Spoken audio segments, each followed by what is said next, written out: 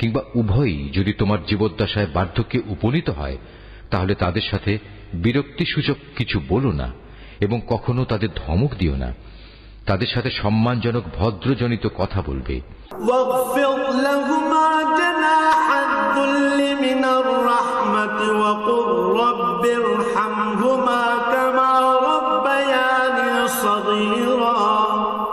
অনুকম্পায় তুমি ওদের প্রতি বিনয় অবনত থেকো এবং বলো, হে আমার মালিক, ওদের প্রতি ঠিক সেভাবেই তুমি দয়া করো যেমনি করে শৈশবে ওরা আমাকে লালন পালন করেছিল।